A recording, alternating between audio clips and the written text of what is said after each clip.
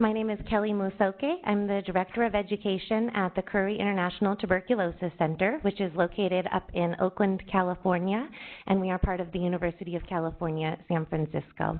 So welcome to our training today. We're very glad that you could join us. Please, if you haven't already, help yourself to the breakfast, coffee, and I also did want to mention there's a few handouts on the back table near where you signed in. There's an agenda. There's a handout with some CME, CEU information. There's also copies of the I-693 form and instructions, as well as some educational resource materials we thought might be of interest.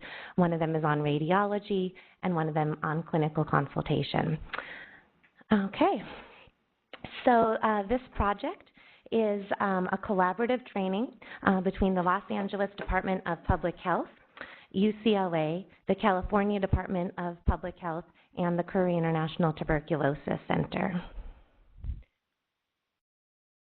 Just in case you're not already familiar with the Curry International Tuberculosis Center, though you likely had to go to our website in order to complete the registration process for our training this morning, we are one of 5 CDC-funded regional tuberculosis training and medical consultation centers.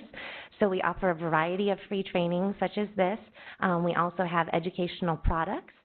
We also provide free clinical consultation within a 24 to 48-hour response. So there's materials on the consultation service, like I said, at the back desk. So the Curry Center serves the western region here, the states that are in purple, and these are the other centers and the regions that they serve. I also wanted to mention that our training today is being recorded, thanks to the Los Angeles Department of Public Health for setting that up. So we do hope to make most or all of the training available after the fact. So if it's something, we'll be sending email information about that. If it's something that you'd like to revisit some of the presentations that were given, or if you'd like to share it with any of your peers or colleagues, just so you know that that will take place. And because of that, if you have any comments or questions, we would love to hear from you, and we ask that you use the 2 floor microphones. And we'll have to ensure that they're turned on so that your comments or your feedback can be captured in our recording. Okay, all of today's faculty members and planning committee members have completed a declaration of disclosure, and there's more detailed information about that available in the online materials in the folder that you should have received via email last week. This is a summary of what's on the handout and online already, but essentially if you sign in today, stay for the entire training, complete the pre and post test, and complete the online evaluation, which was emailed to everyone who was registered this morning at 7:30 a.m. If you complete all those steps, you will receive 4 CME or CNE continuing education credits. And if you have any questions about that, please feel free to let me know. This is just a summary. So it is important that you write your name on both the pre-test and the post-test. So you're not getting graded on this in any way. Part of it is trying to assess the practice, and part of it is just to see if we can measure if there was learning that took place today. So there's no grade associated with the pre and the post-test.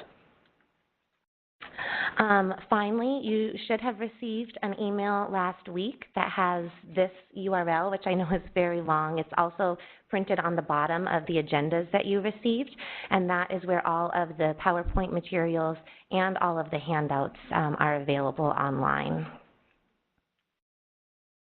So just one final reminder, the deadline for the training evaluation to be completed is 1 week from today on June 22nd. So thank you in advance. We really do read through all the comments and all the feedback that we received to try to assess what you learned from the training, what we could improve if we wanted to offer a training like this in the future, and we really value your evaluation input. So now it's my pleasure to introduce Dr. Sanyuk Shin. He is an assistant professor of epidemiology at the UCLA Fielding School of Public Health. He's also the director of the Partnership for Tuberculosis Elimination, which is an outreach project to civil surgeons in LA County. Dr. Shin has over 15 years of experience conducting public health projects in New York, San Francisco, Los Angeles, and several countries in Africa. He is currently the principal investigator of an NIH-funded research project on TB epidemiology in Botswana. So thank you, Dr. Shin.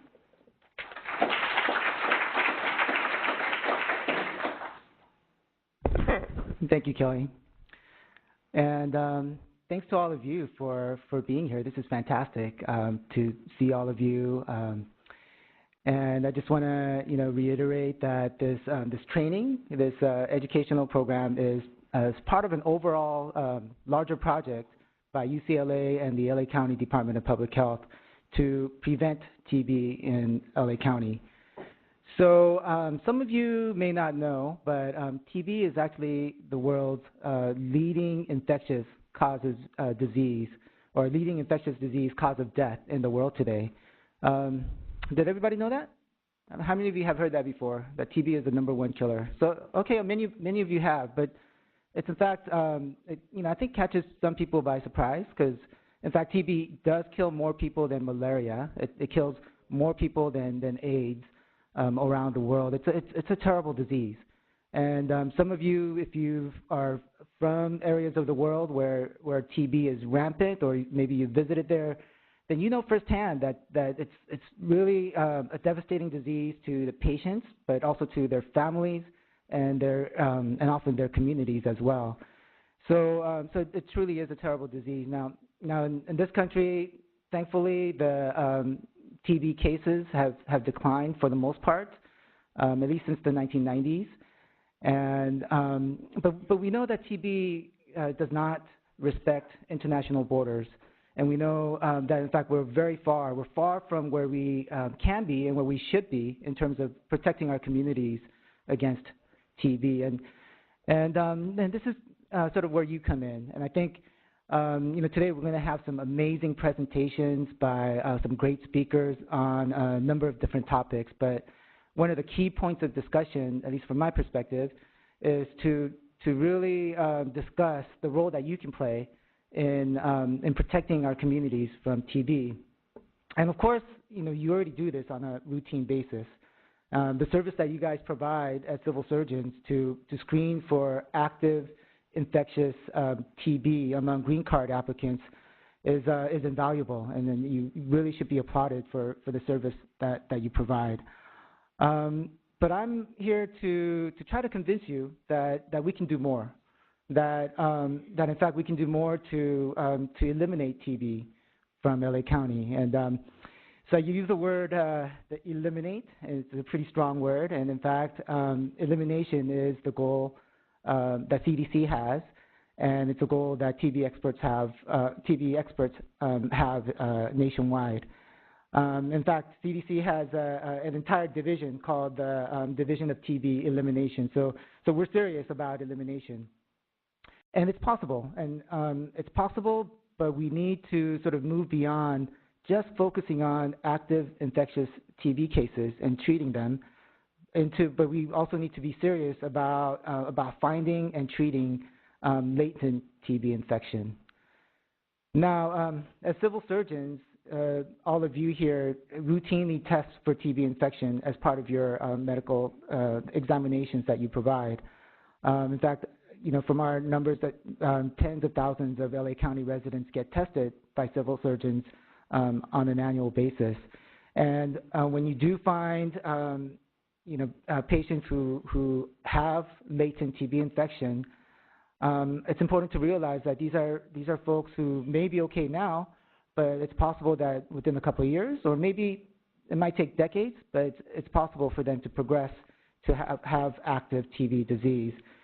So what we're interested in doing, what we really want to do, is to partner with you to figure out a way that we can help these patients who have latent TB infection get treatment for their latent TB before it has an opportunity to progress to active TB. So we're trying to find a way to protect these patients as well as their families for future occurrence of TB.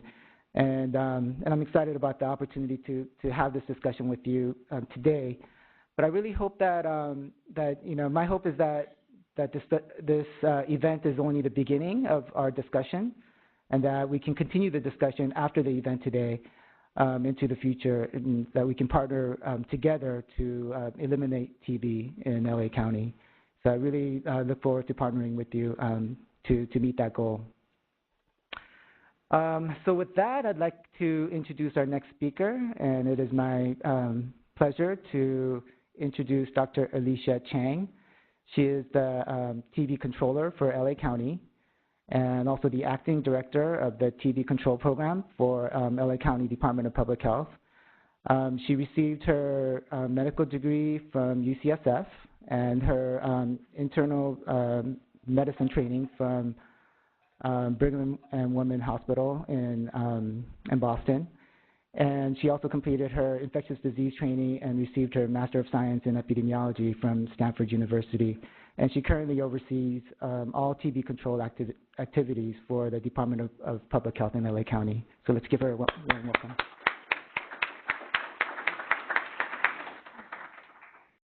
Thank you. Good morning. Welcome to everyone. I'm very excited to see you all here, and I hope that today you're able to walk away with lots of good information about civil surgeon technical instructions, about tuberculosis and immunizations. So I hope this day is very interesting and exciting for you. I'd like to take this opportunity to present to you a snapshot, an overview of what tuberculosis epidemiology is like in LA County.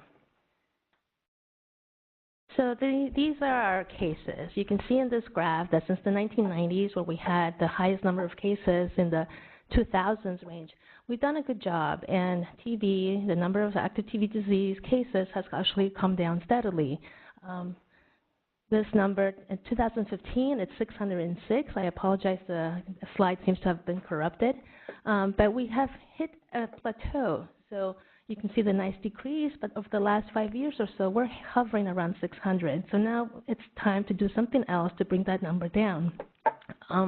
As Sang-Hyuk has mentioned, the CDC as well as the WHO, they are they're promoting this goal of TB elimination by 2050. What does that mean? It means less than 1 case per million people. In LA County, we have 10 million people. That means 10 cases a year. We have around 600, so we have quite a ways to go.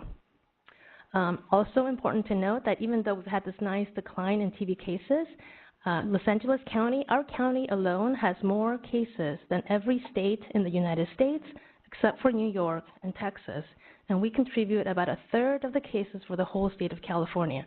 So TB is a real problem, and it's something that we do need to address here in our county. This is a quick just snapshot overview of where the cases are distributed. You can probably refer to where you work and see where they come from. You can see from the slide that San Fernando and San Gabriel valleys are where our highest number of cases come from, and followed by metro area and South LA. Who are the patients who develop TB? So in this slide, there's a breakdown between patients who are born in the U.S. versus patients who are born outside of the U.S. The blue bars are those who are born outside of the U.S., and the orange are the U.S. born. So you see there's a nice decrease in cases among both populations. However, the rate of decline in those born outside of the U.S. is slower, and the proportion of cases who are among the foreign-born or those born outside the U.S. continues to rise, and it's now about 82% of the cases. So this is where you come in. You are seeing these patients who are born outside of the U.S. applying for change in status. By ethnicity, the Asian population is definitely the one with the highest rates of TB.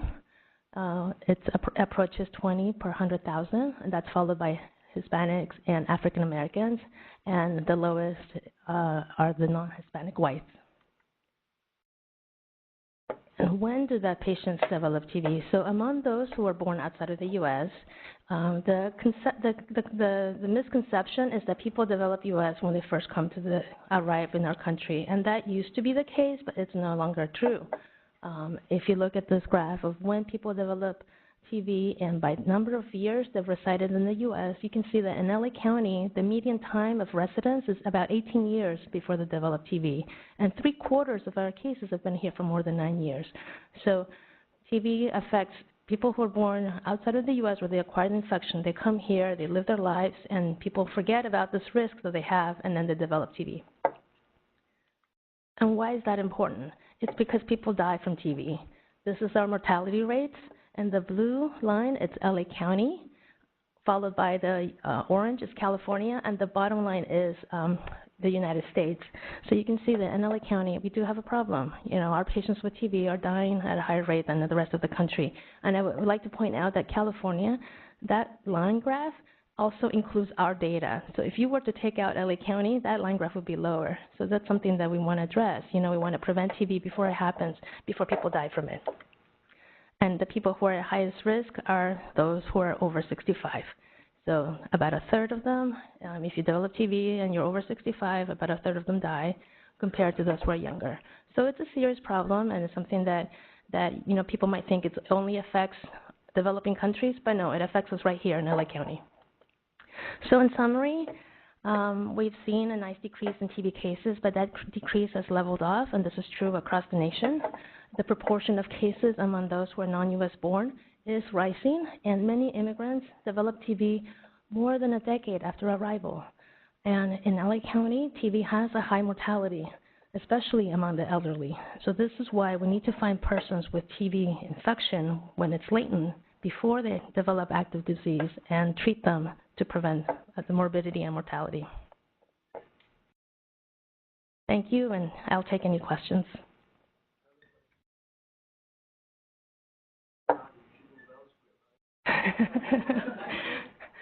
So I'll repeat the question. He asked, I hope somewhat facetiously, that if you develop TB, you should move elsewhere in the country. And I would say that if you develop TB, we have the advantage of having expert medical consultants here, so you're more likely to get treated well here.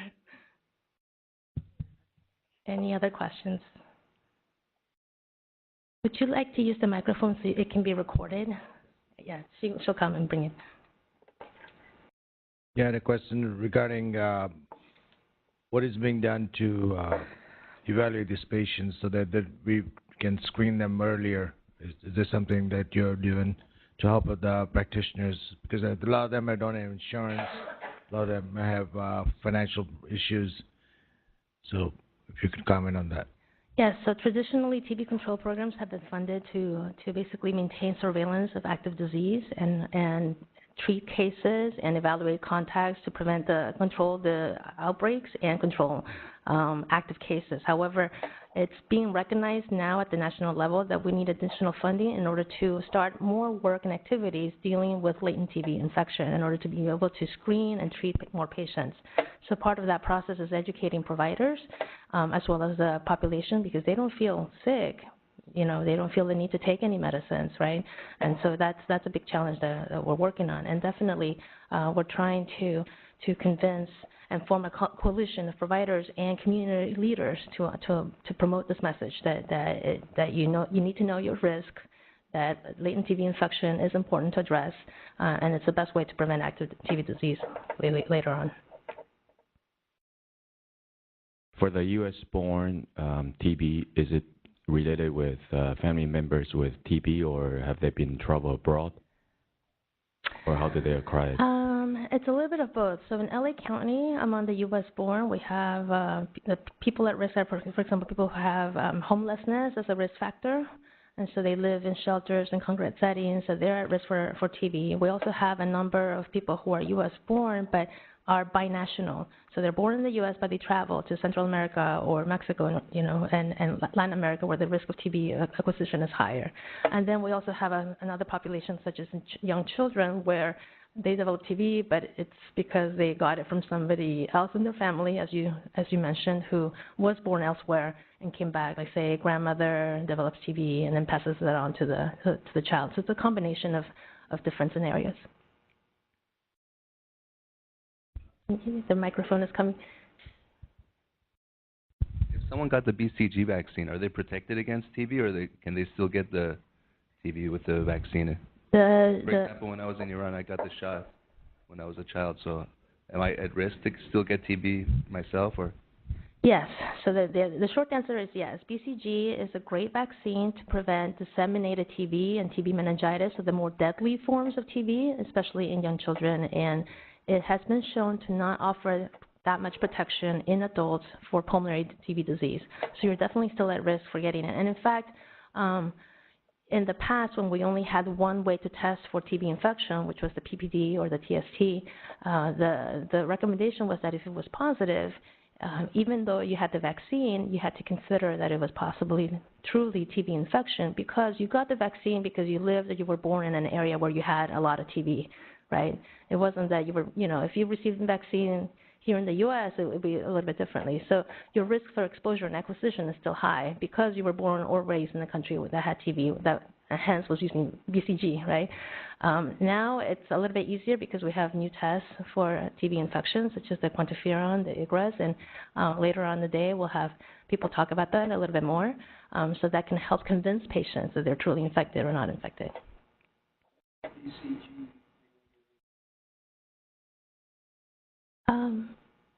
So I'll repeat the question. He asked, where is BCG being given these days, if anywhere? And in the U.S., we do not give BCG. Actually, most of the world still uses BCG, pretty much. Even in Canada, they still use BCG, for example, among the Aboriginal Canadians, where the incidence of TB is really super high.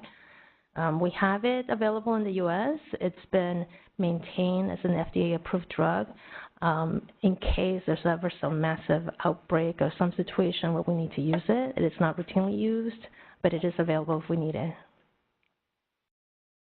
Do you guys test the sons and daughters of persons that come from, like, let's say, Latin America, like a routine? So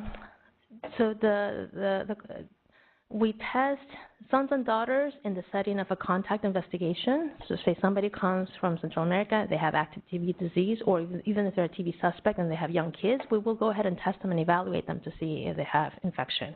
Right now, the recommendation is that if you have a risk, such as if you're foreign-born from a high endemic country, if you're a contact of a TB case, or if you're immunosuppressed, then you should undergo a TB evaluation with a TB test.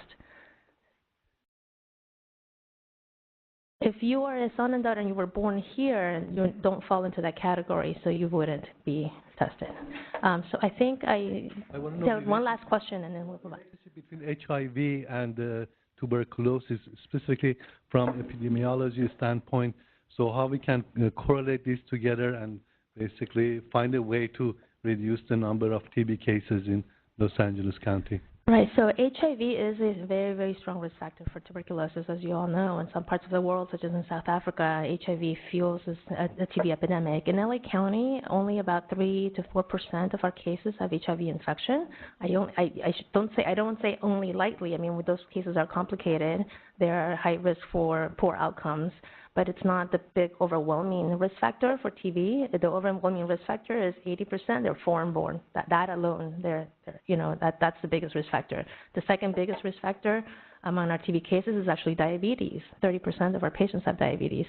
So even though HIV is a definite risk factor in the big scheme of our population, it's lower in the list.